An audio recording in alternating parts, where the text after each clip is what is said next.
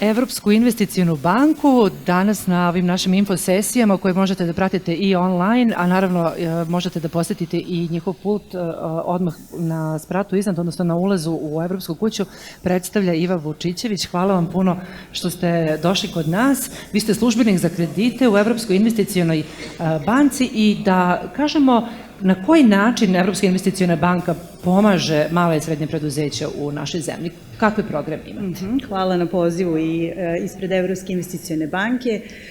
Evropsku investicionu banku volimo da opišemo kao finansijsku ruku Evropske unije i kao takva ona je jedna od najvećih multilateralnih finansijskih institucija. Banka investira u mnogim sektorima, a mala i srednje preduzeća su svakako jedan i veoma važan od njih. U Srbiji je banka do sada investirala nepunih 3 milijarde evra kumulativno gledano za privatni sektor i ako bi pričali o Srbiji konkretno, način na koji banka funkcioniše, neki modus operandi je na 3 načina. Prvi su kreditne linije, slično kao što je i moj kolega iz EBRD-a spominjao, znači to su kreditne linije koje banka, Evropska investiciona banka daje bankama koje funkcionišu kao posrednice u procesu i prenose te finansijske prednosti koje su prvenstveno konkurentne kamatne stope i nešto duže ročnosti onda krajnjim korisnicima. Da kažemo nešto više o tim kreditnim linijama, dakle konkretno ko može da aplicira za njih, kako funkcioniše taj sistem od kompanije koja želi da aplicira pa do same realizacije. Naravno. Evropska investiciona banka sarađuje sa većinom evropskih komercijalnih banaka koji imaju svoje predstavništvo u Srbiji. Nabrojat ću nekoliko u nadi da neću nikoga zaboraviti. To su Intesa banka i Leasing, Unicredit banka, Procredit banka, NLB banka, OTP banka i Leasing, Raiffeisen banka i Leasing. Ako sam nekog izostavila, to je zbog moje memorije isključivo. Znači, sa svima njima banka ima otvorene kreditne linije kojima se onda male i srednja preduzeća obraćaju. Ono što je ovde važno da napomenemo da banka ima i kreditnu liniju sa Razvojnim fondom Srbije u vrednosti od 200 miliona evra, koja je takođe namenjena za mala i srednja preduzeća, tako da je i to jedan resurs, to jest pristup finansiranju koji savjetujemo da se obrati pažnja na njega. Da, čuli smo kakva su iskustva Evropske banke za obnovu i razvoj kada je reč o našim malim i srednjim preduzećima, a kakva je praksa kod vas? Šta biste rekli? Ko je sve zainteresovan, odnosno ko može sve da aplicira? Dakle, koji su vaši kriterijumi za male i srednje preduzeća? Šta moraju da ispune? U tom smislu kriterijumi su slični. Kada govorimo o malim preduzećima u ovom našem žargonu i jeziku smatramo preduzeća koje imaju do 250 zaposlenih, srednja bi bila onda od 250 do 3000 i privredni sektori su većinski svi zastupljeni, postoje određeni izuzeci i oni će biti uvek jasno naznačeni od strane banaka sa kojima mi sarađujemo. Šta je tu još zanimljivo reći?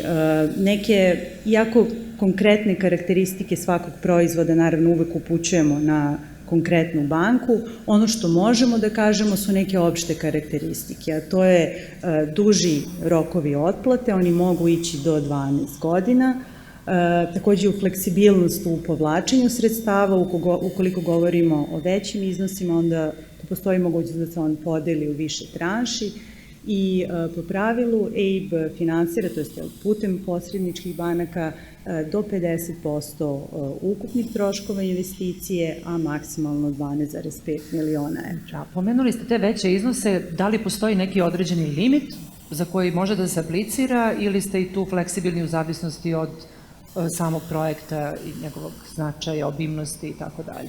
Konkretni uslovi se naravno uvek dogovaraju u saradnji sa konkretnom bankom gde se podnosi prijava za kredit, ali ovo što sam spomenula bi bili neki opšti uslovi, znači direktan odgovor na vaše pitanje je da finansiranje može da ide do 12,5 miliona evra, ne više od toga, to jest u tom slučaju ćete se obratiti drugom delu banke koji se bavi većim klijentima.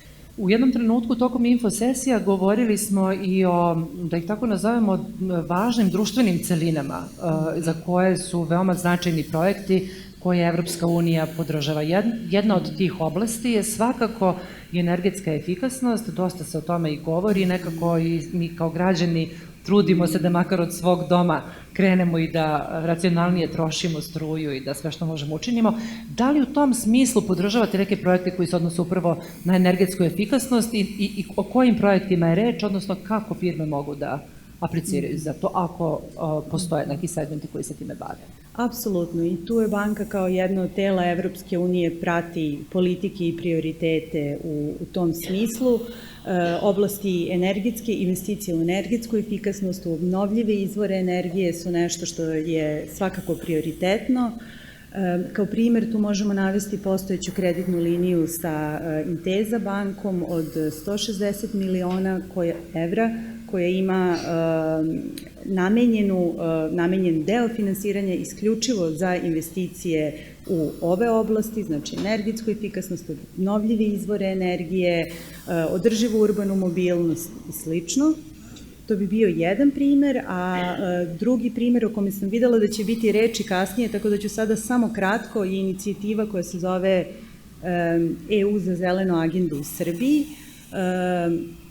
U toj inicijativi i banka učestvuje i ja ću se ograničiti sad samo na opis uloge banke, a to je da inicijativa kao jedna od svojih mnogobrojnih aktivnosti podržava i sufinansira ideje koje su inovativne, zelene, kako to volimo da kažemo, a onda uloga Evropske investicione banke je da te projekte podrži, tako da zapravo budu dobri kandidati ukoliko žele da traže dodatno finansiranje.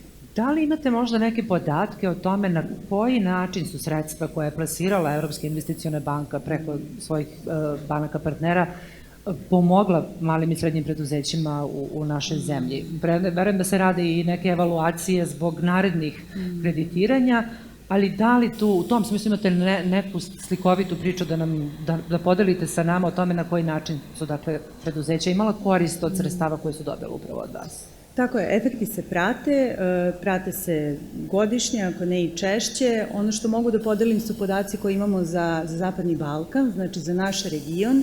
I tu jedna studija koja je rađena krajem prošle godine, znači u decembru 23. nam je pokazala pozitivne efekte koje kreditne linije imaju na male i srednje preduzeća. Oni su posebno izraženi kod mikropreduzeća i preduzeća koja su imala do tada ograničen pristup finansiranju. I evo navešću par nekih primera. Ono što je primećeno je rast u zapošljavanju od nekih 15%. To bi se, ovako grubo rečeno, moglo prevesti na svaki €1.000.000 plasiranih koje EIB obezbedi za to finansiranje, novih 15 radnih mesta se otvori. Uporedno sa podacima koje imamo iz Evropske unije, ta brojka iznosi na 1 milion obezbeđenih kreditnih sredstava 9 radnih mesta.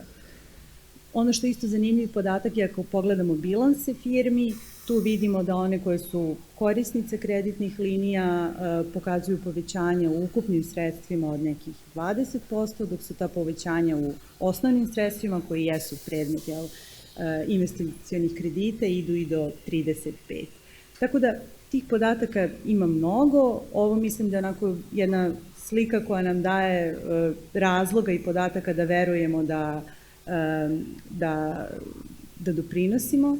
Istovremeno nam pomaže da usmeravamo dalje investicije, ako ništa imajući u vidu i zahteve i izazove pred svima nama koje dolaze sa zelenom tranzicijom. Verujem da i vama svi potencijalni klijenti mogu da se jave tokom cele godine sa dobrim projektima, sa dobrim idejama i da krenu u realizaciju nekog kredita. Apsolutno, počev od danas i gore štanda koji delimo sa kolegama iz EBRD-a, naravno sajta Evropske investicione banke, komercijalnih banaka koje sam sada navela, bilo koja od tih adresa nećete pogrešiti, mi ćemo vas onda usmeriti na pravu stranu. S obzirom da se bavite kreditima u Evropskoj investicionoj banci, šta bi bio neki vaš savet vlasniku neke kompanije koji bi želeo recimo da aplicira baš kod vas, a ne da uzme klasičan komercijalni kredit? Šta biste mu savjetovali?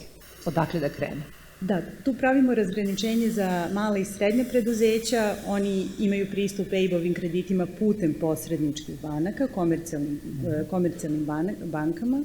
Ako govorimo o investicijama koje su veće i prevazilaze iznose od nekih 25 miliona evra, onda je to nešto što EIB finansira, ali ono što mislim da je zajedničko za sve je da Finansiranje EIB-a je, kako volimo da kažemo, neka vrsta i pečata kvaliteta, to znači da je ta investicija bila apsolutno proverena i sa njene finansijske strane, sa strane njene održivosti i svih tema koje nam danas postaju sve značajnije. A za firmu je to sasvim sigurno dobra preporuka za neke buduće investicije. Saradnja sa Evropskom investicionom bankom. Hvala vam puno što ste bili sa nama. Hvala i vama. Iva Vučićević, službenik za kredite u Evropskoj investicionoj banci, dala nam je više informacija o kreditnim linijama za male i srednje preduzeća u našoj zemlji. Bilo je zadovoljstvo da razgovaramo.